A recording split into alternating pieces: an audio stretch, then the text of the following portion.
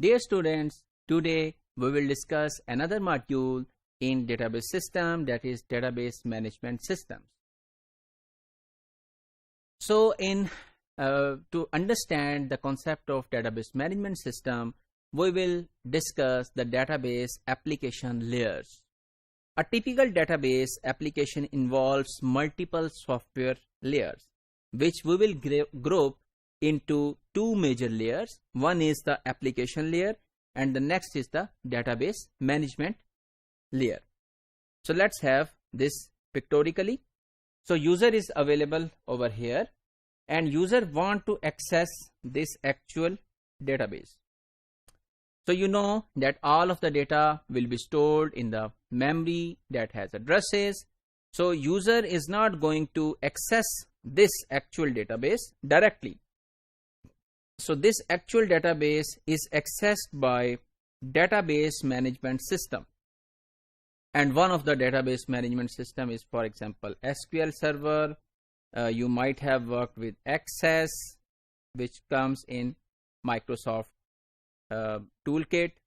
So all of these are known as database management systems.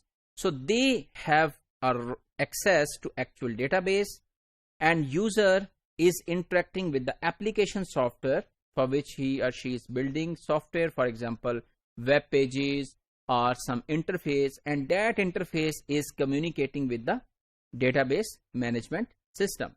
So database seen in terms of the application by the users, database seen in terms of database model by the application software, and database seen in its actual organization by the database management system.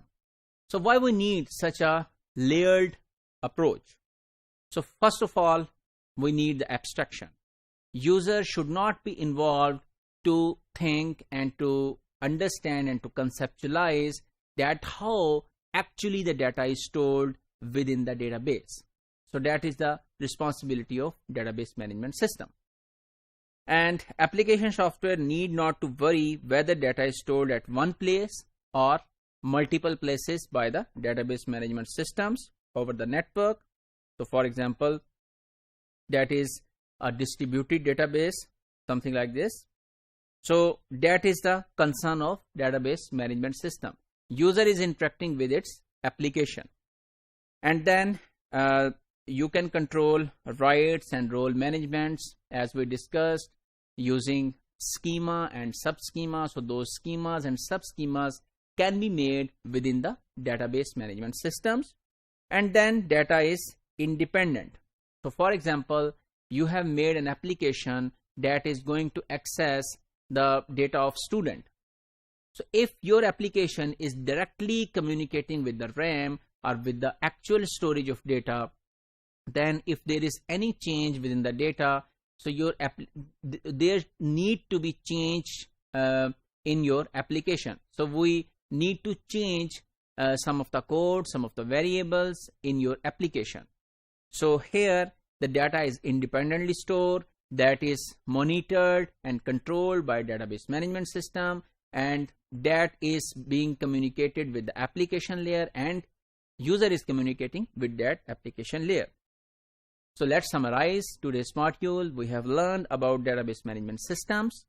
We have seen that database application layers have certain advantages and then connected with database management system, and then that database management system is concentrating and connecting with the actual database.